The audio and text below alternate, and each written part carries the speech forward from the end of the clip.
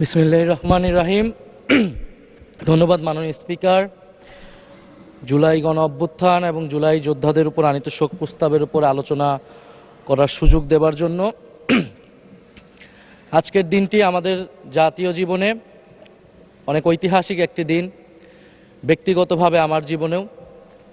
2024 সালের 5ই আগস্ট তথা 36শে জুলাই শাহবাগ থেকে ছাত্র জনতার মিছিল নিয়ে আমি এবং আমার সহযোদ্ধারা এই জাতীয় সংসদের প্রাঙ্গণে আমরা এসেছিলাম। ছাত্র জনতাকে সাথে নিয়ে ফ্যাসিস্ট মুক্ত করেছিলাম এই মহান জাতীয় সংসদকে। সেই দিন আমাদের ভূমিকা ছিল বৈপ্লবিক। আজকে একটা ভিন্ন প্রেক্ষাপটে গণতান্ত্রিকভাবে নির্বাচিত হয়ে আজকের এই মহান জাতীয় সংসদে কথা বলতে পারছি, সেজন্য মহান আল্লাহ তাআলার কাছে এবং জুলাই গণ অভ্যুত্থানের সকল শহীদদের কাছে কৃতজ্ঞতা প্রকাশ করছি। মাননীয় স্পিকার, হাজারো শহীদের রক্ত মারানো আর অসংখ্য আহত পঙ্গু দেশপ্রেমিকের সর্বস্ব ত্যাগ করা মহান গণ অভ্যুত্থানের ফসল এই সংসদের অভিভাবক হিসেবে নির্বাচিত হয়ে আপনাকে অভিনন্দন জানাচ্ছি। মাননীয় সংসদ নেতা, মাননীয় বিরোধী দলীয় নেতা এবং মাননীয় বিরোধী দলীয় উপনেতা এবং সকল মাননীয় সংসদ সদস্যদেরও অভিনন্দন জানাই। আমি শ্রদ্ধার সাথে স্মরণ করছি আমার সেই ভাই বোনদের যারা নিজের বুক বুলেটের সামনে উন্মুক্ত করে দিয়ে আমাদের আবারও স্বাধীন করে নিজেরা স্মৃতি হয়ে গিয়েছেন।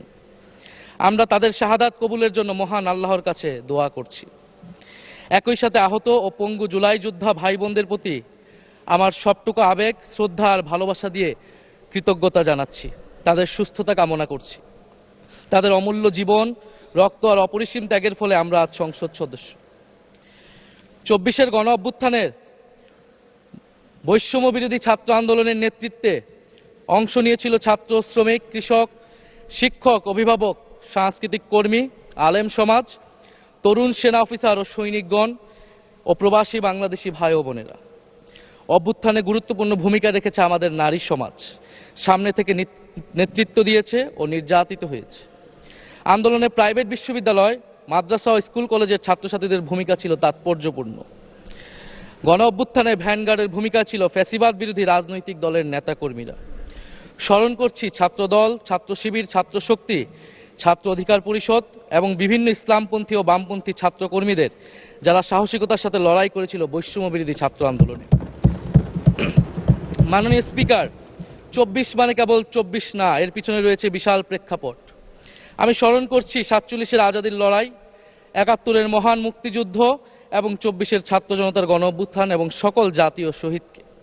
এ সকল ঐতিহাসিক জাতীয় সংগ্রামের ধারাবাহিকতায় আজকের বাংলাদেশ গৌরব নিয়ে দাঁড়িয়ে আছে। স্মরণ করছি পিলখানা হত্যাকাণ্ডের শহীদ, শাপলা হত্যাকাণ্ডের শহীদ, মোদি বিরোধী হত্যাকাণ্ডের শহীদ, ফ্যাসিস্ট আমলে গুম হওয়া ব্যক্তিদের স্মরণ করছি। 18 সালের কোটা সংস্কার আন্দোলন ও নিরাপদ সড়ক আন্দোলনে ছাত্র কিশোরদের অকুতোভয় সাহসকে স্মরণ করছি। স্মরণ করছি আমাদের ভাই শরীফ ওসমান হাদি, যিনি তার সাহসিকতার মাধ্যমে বাংলাদেশকে একটি ইনসাফ ভিত্তিক বাংলাদেশ হিসেবে গড়ে তুলতে চেয়েছিলেন। তিনি আর আমাদের সাথে নাই। আমরা ওসমান হাদি ভাইকে স্মরণ করছি। শহীদ আবরার ফাহাদ ও শহীদ ফেলানী খাতুনকে স্মরণ করছি, যারা ভারতীয় আধিপত্যবাদের বিরুদ্ধে লড়াই করে বাংলাদেশকে আজকের এই জায়গায় নিয়ে এসেছে। 24-এর ছাত্র জনতার গণ অভ্যুত্থানে মাঠের নেতৃত্বের একেবারে সামনে থাকার কারণে আজকের দিনটি আমার জন্য একই সাথে আবেগের, কষ্টের ও আনন্দের।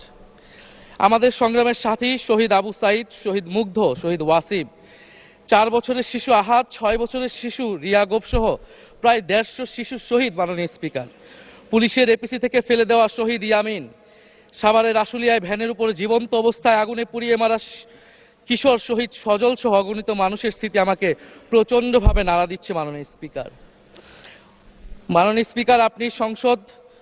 আপনি মাননীয় সংসদ নেতা, বিরোধী দলীয় নেতা সহ সংসদের সকল সদস্য এবং আপনার মাধ্যমে দেশবাসীর উদ্দেশ্যে আরো স্মরণ করিয়ে দিতে চাই মাকে উদ্দেশ্য করে লেখা চিঠি 10ম শ্রেণীর ছাত্র শহীদ আনাসের, যিনি বলেছিলেন, একটি প্রতিবন্ধী কিশোর, 7 বছরের বাচ্চা, ল্যাংড়া মানুষ যদি সংগ্রামে নামতে পারে তাহলে আমি কেন বসে থাকবো ঘরে? একদিন তো মরতেই হবে, তাই মৃত্যুর ভয় করে স্বার্থপরের মতো ঘরে বসে না থেকে সংগ্রামে নেমে গুলি খেয়ে বীরের মতো মৃত্যু অধিক শ্রেষ্ঠ।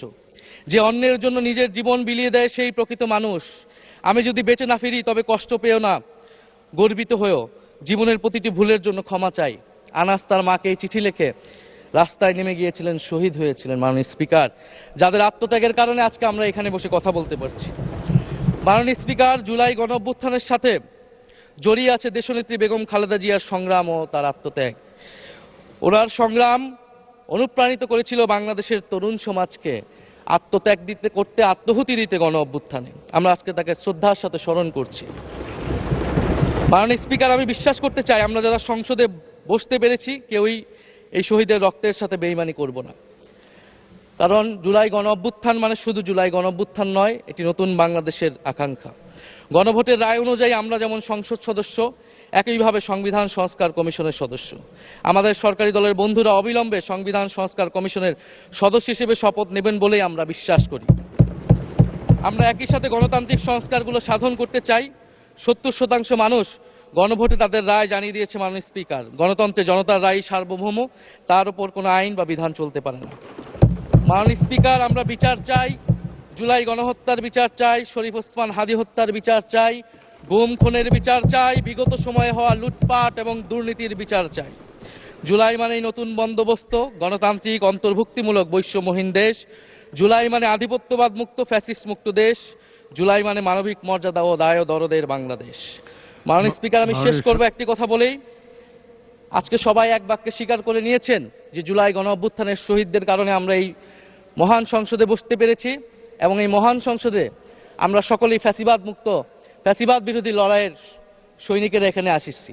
আপনার প্রতি নিবেদন থাকবে কোনো ফ্যাসিস্ট তার দোসর যাতে আজকের এই মহান সংসদে বক্তব্য দিয়ে সংসদকে কলুষিত করতে না পারে।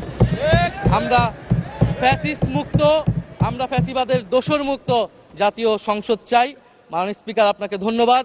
ইনকিলাব জিন্দাবাদ।